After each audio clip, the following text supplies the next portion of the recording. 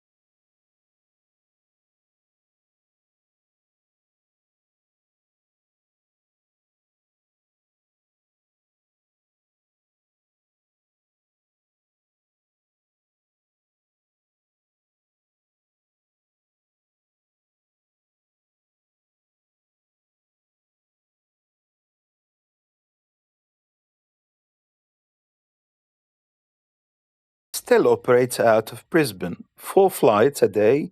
In fact, but there is a partnership hadn't fully registered. A major alliance between Qantas, the Australian carrier, and Emirates, forged in 2013. It tilts all the marketing pathways toward Dubai. The choice is still there, technically, but it is no longer the default. Of course, I am a pragmatic man. I want things to run smoothly, so I start flying what is presented to me. I switch to Emirates, and truthfully, they run massive aircraft, world class service crew from every corner of the globe. I can't deny it. Inside the cabin itself, they deliver it at an international standard.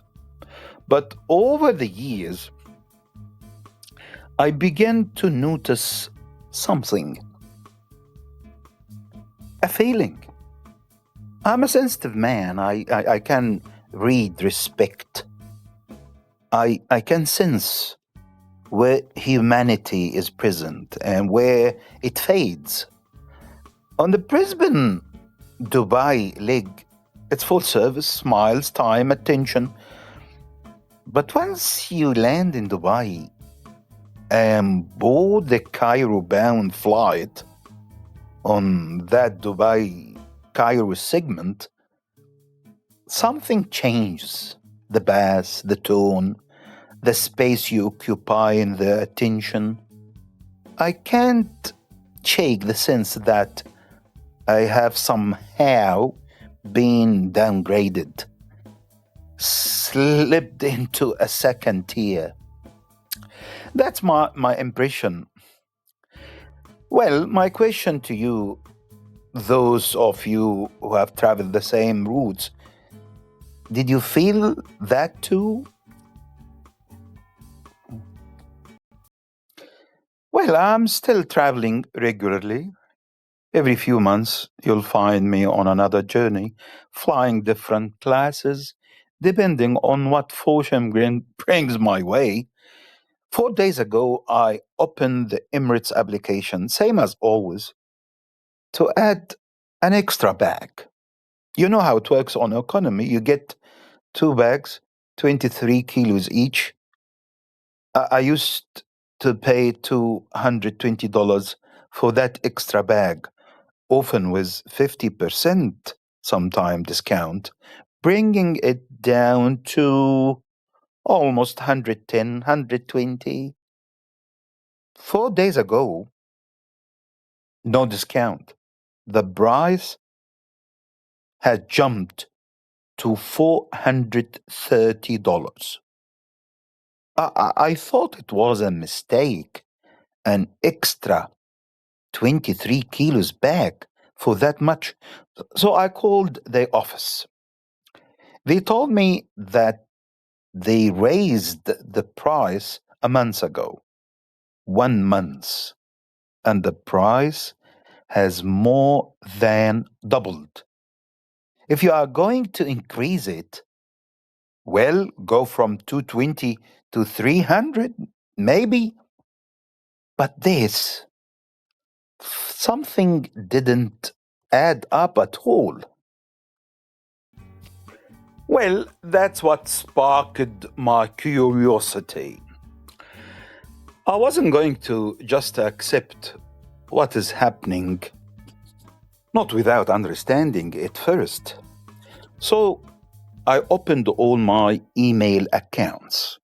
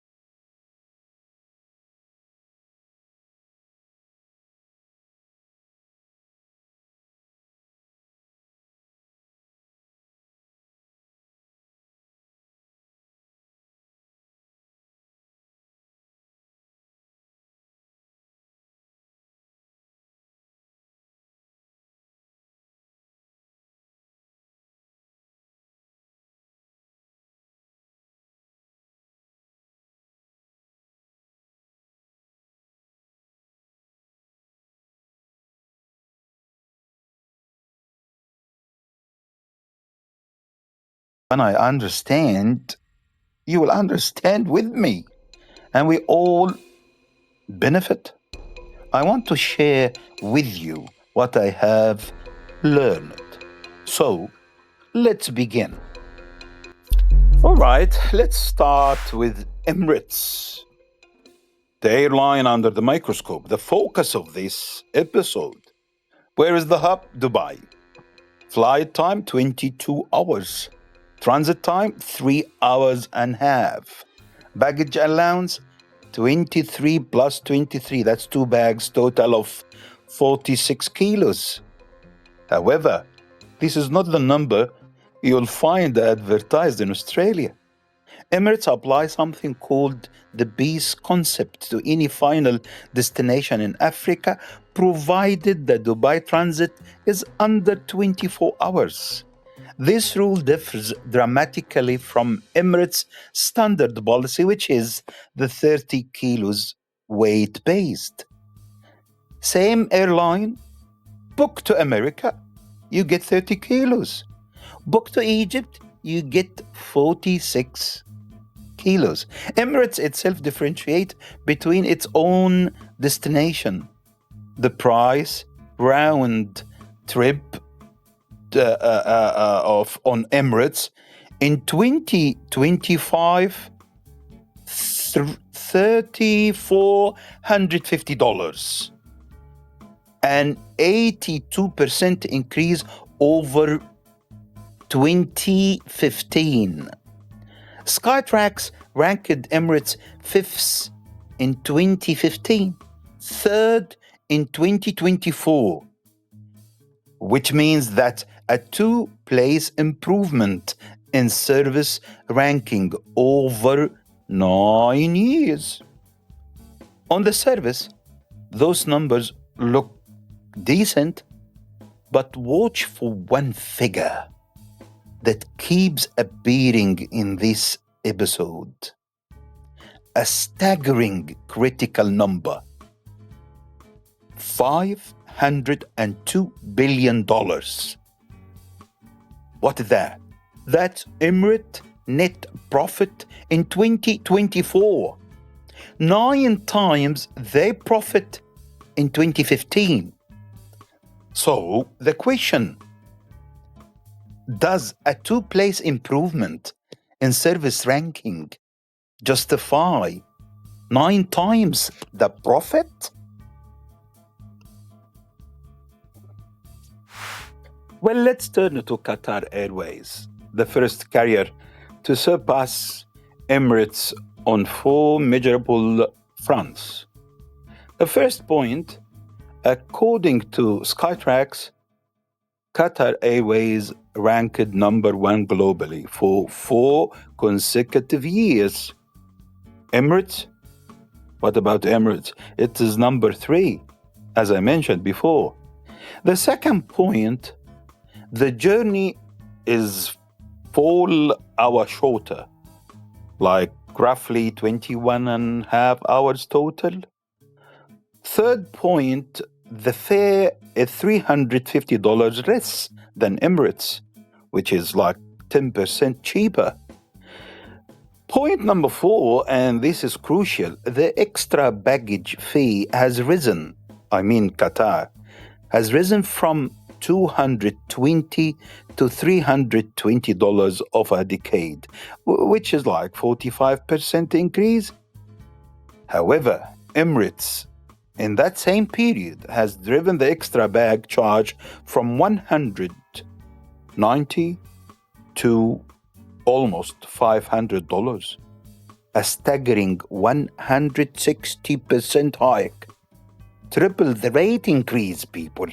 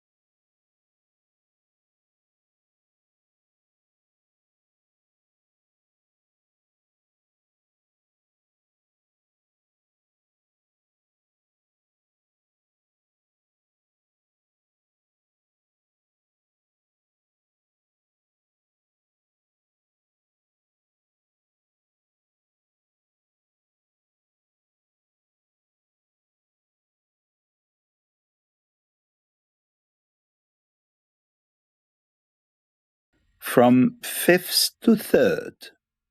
Real improvement, admittedly modest, yet accompanied by astronomical fare increase.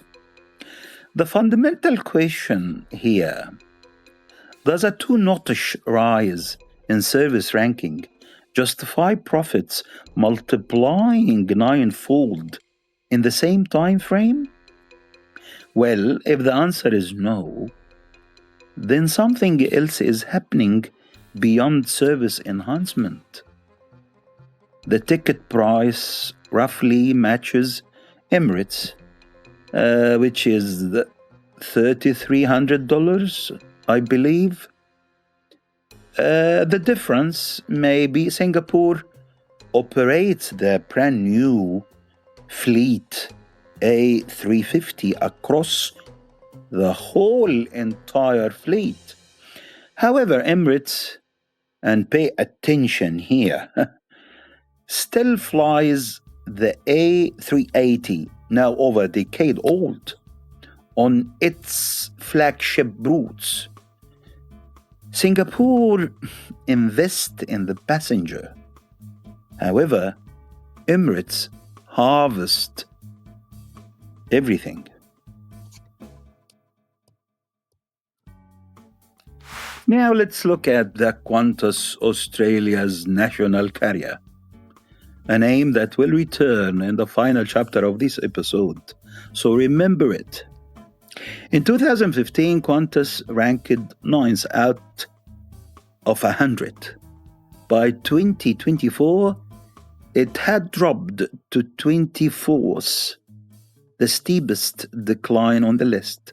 Why? The official line was industry headwinds, economic challenges, and so forth. The real answer, I believe, since 2013, Qantas entered a formal partnership with Emirates, a partnership that effectively transformed Qantas from a competitor into a distribution network, travel agent for Emirates' seat. Yet today, Qantas charges $3,400, virtually same as Emirates. Quality declines, price holds steady. Coincidence? Hardly. Well, let's enter the British Airways, the most expensive option on the board. $36.50 and the longest journey, 30 hours with 2 transit. Why include it? Because it proves a critical point. British Airways lacks a true hub, not like Emirates. Dubai, that central nexus connecting the entire globe. The result? Higher fares, longer journey. And do they acknowledge this disadvantage? Not at all. They operate in a different arena. And this is precisely what allows hub carriers like Emirates in Dubai to flex their pricing muscle. Geographic centrality, people, equal pricing, authority. And finally, let's talk about the Malaysian Airlines, the real economy play. Pay attention now, please. Their tickets runs $27.50 for the year 2025. So that's $700 cheaper than Emirates. Baggage allowance matches Emirates at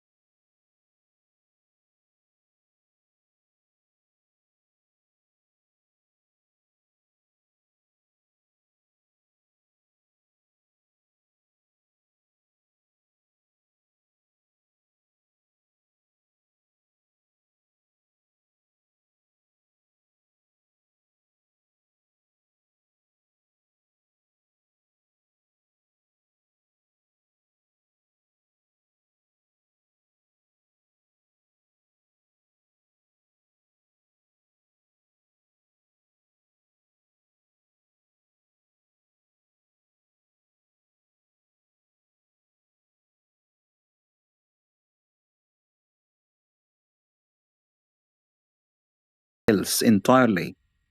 It is the pricing power. Who can ask for more and who does?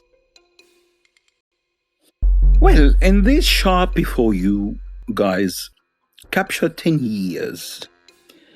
The horizontal axis, time. The vertical one represent price on Australian dollars, economy class return, standard one. Each line represent a carrier. Notice the patterns.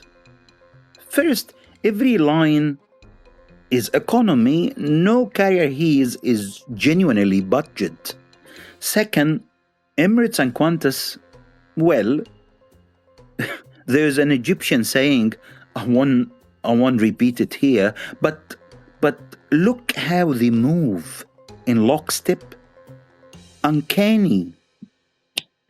Third, Qatar and Malaysia consistently undercut Emirates on price.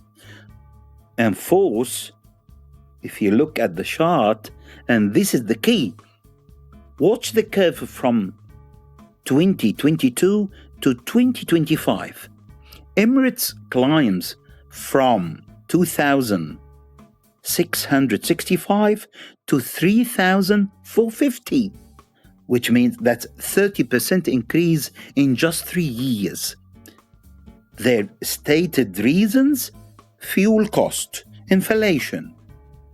Yet in the same window, Malaysia rises from 2,250 to 2,750, just 22%. Well, if inflation were truly the driver, every carrier would have climbed at the same rate. Again, this chart I have drawn from my own receipts. The red line represents price in Egyptian pounds. The gold line, the same ticket in US dollars. First observation here, well, we know the pound collapses naturally from 17,334 in 2017 to 50,000 in 2025. Triple the figure. But there is the trap that catches the casual eye. In dollars, the price nearly doubles. A 96% increase. Is that normal rise? No. Because in the same period, Emirates' net profit, please pay attention here, the net profit surged 920% from $565 million in 2015 to 5.2 billion in 2024. Remember that number I told you before. I want you to hold into that. If the pounds collapse, explain ticket price inflation. What explains Emirates pulling in 9 times the profit? The answer? Ancillary fees, reduced meal service, smaller cabin crews, strategic repricing of captive market. Any reason? All of it is open for discussions. Now let me address the extra baggage with Emirates. But first, in 2019, seat selection cost 190. So once upon a time, seat selection was free. Someone very clever in their pricing department invented all this to extract more. Well, let's go back to the baggage. In 2021, an extra bag cost 250. In 2025, still around 250. Fast forward to 2026, just months from now, that same bag costs between 450 up to 500. Staggering leap. $150 added in 6 years. Now, let us compare. Qatar raised the same fee from 220 to 320. That's 45% increase. Malaysia from 120 to 180. That's 50% increase. However, Emirates tripled the industry standard. This isn't sectorial inflation. This is a pricing choice by a carrier that knows that Egyptian travelers to Australia need that second bag for a family, for gift, for ties that bind. You are captive, locked in, and on top of pricing power, that leads to compounded fees. Well, this chart in front of you guys divides the data into 4 quadrants. Bottom left, the cheapest and the fastest, that's Qatar alone. The top right, most expensive and longest, that's the British Airways territory. The top left, fastest but priciest, Emirates, Singapore, and Qantas. Bottom right, longer but cheaper, Malaysia and the southern routes. Notice Emirates doesn't occupy the value quadrant. It sits in the high price for time zones. This isn't opinion. It's mathematics. You can see your decision depends on your priorities. But the claim that Emirates offers optimal value, the chart doesn't support it, and we can all see the chart. There's a fifth factor really mentioned in the ads. Cabin health. Yes, the modern A350 operated by Singapore Airlines maintains 80% humidity and cabin altitude of almost 6,000 feet. The older A380, which Emirates runs on the main leg, holds 15% humidity. But the Boeing 777, which Emirates uses on the second segment, remember, Dubai to Cairo, the economy run, drops to just 10% humidity, with cabin altitude at almost 8,000 feet. This difference isn't about meals, it's medical. 20 hours on 777 means double the dehydration, double the fatigue, longer recovery, more jet lag. And who flies the A350 on the same route? Qatar, number 1 globally in Skytrax ranking, and the healthiest aircraft on the corridor. Both destination together. Well, based on the data, the picture becomes clear. Ask which offers the best economic value. Malaysian Airlines. Cheaper fares, 30-kilogram baggage allowance, adequate service. Best quality and service? Qatar, hands down. Fastest journey? Again, Qatar. Healthiest option? Qatar or Singapore on the A350. So where does Emirates fit in here? Nowhere in these categories. Emirates hold one advantage. The broadest network and skyward loyalty rewards. That's it. Unless you have accumulated serious points, there is no scientific reason to choose Emirates over Qatar. Well, my recommendation, both as a frequent traveler and humbly as a physician, based purely on the numbers, For families on reasonable budget, Malaysian Airlines.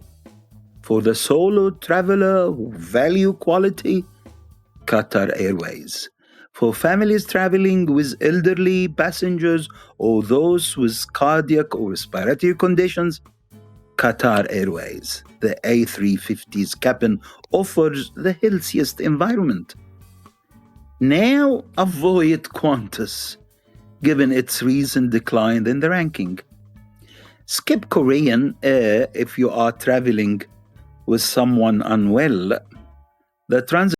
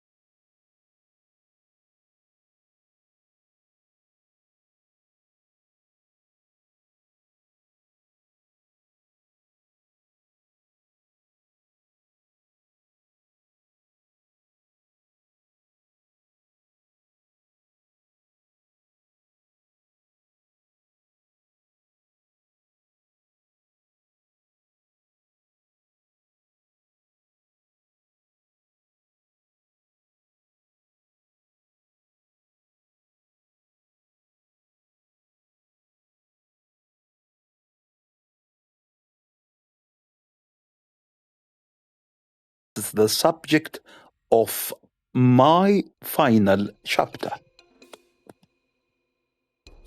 Well, the first pillar of the answer, the Qantas partnership. March 2013, an official joint statement filed with the Sydney Stock Exchange. Qantas and Emirates enter a 10-year strategic alliance. Qantas shifts its European transit hub from Singapore to Dubai. The practical result? Qantas withdraws from competing on the Australia, Europe, Egypt route, essentially becoming a travel agent, a distribution network for Emirates seats. The proof? Qantas ranking plummets from 9th globally in 2015 to 24th in 2024. The source? Qantas ASX filing March 31st, 2013. The second pillar explaining why we all gravitate toward Emirates. We are captive to the market. The Egyptian population in Australia numbers over 200,000, I believe, most visiting Egypt every year or two. There are no direct flights from Brisbane or Melbourne to Cairo. The shortest available route via Dubai. One stop, 22 hours. Second shortest, Doha, 21 hours. Any other routing stretches to 25, even 30 hours. The result? Demand is inflexible. Travelers must fly regardless of price, and the supply is concentrated. Only two carriers offer the shortest route. Economically, this creates what's called pricing power again, the ability to set fares well above the cost itself. The third pillar, the operational gap between the two legs of the journey. Brisbane to Dubai on relatively modern A380, crew of 18 to 20 for meal service, current films, gift bags for children. Then comes the leg from Dubai to Cairo on Boeing 777. Crew number drops to 12, 14, two meal service according to the time, limited film selection. No gift bags, I believe. Same ticket price, two vastly different experience. I have personally observed this disparity across 22 consecutive flights over the years. One will say, what is the source? Well, personal observation, documented with receipts and flight numbers. Others may agree or disagree, but as a customer of over 50 to 20 years, I have earned the right to voice this observation. The question, does the second leg justify the same price as the first? By the numbers? Not really. No. Well, my dear followers, let's go to the fourth pillar, the fourth point in our answer. Profits. Emirates published annual report for 2015 shows net profit at $565 million. Fast forward to 2024, net profit reaches $502 billion. And remember, we can't forget there was that drought period in 2019-20, the corona, the COVID years. So one can think, if this is revenge, if this is a compensation, we are looking at 920% increase over 9 years. In that same period, the Brisbane-Cairo ticket price rose just 96% in dollars term. So the ticket doubles, but profit multiplies tenfold. The difference between them? Operating margin, inflated, cost-cutting on one hand, surging ancillary fees on the other. And the source here, brothers and sisters, I want to say it myself. Emirates Group Annual Report 2015 and 2024. Publicly documented financial statements anyone can download from the company's own website. Well, in this investigation, again, I'm not accusing Emirates of any legal violation. The company operates within the law, but as a social physician, I'm pointing to a documented economic phenomena, a blend of strategic partnership, captive market, preferential operations, exceptional pricing power. The solution isn't boycott. Of course not. I didn't make this episode to call for a boycott. No, I made it. And I swear to Almighty God, I work for no one. Absolutely no one. I work to try to offer advice to my audience.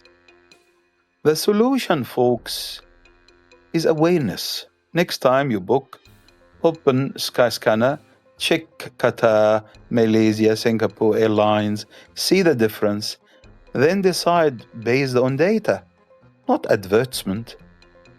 10 years of receipts taught me that lesson, and I'm sharing it with you here.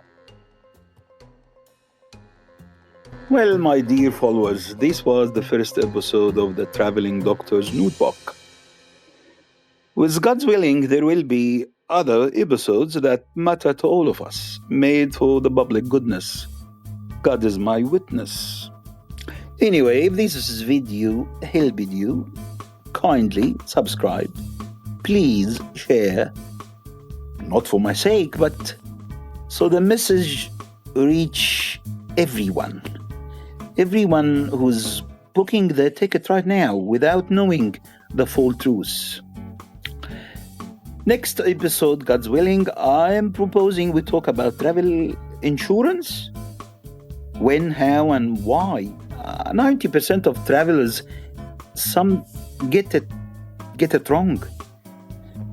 Anyway, we have reached the end of this episode. Thank you for watching. This has been Magdi Al-Ashri, the storytelling doctor. Peace, my friend, and safe travels.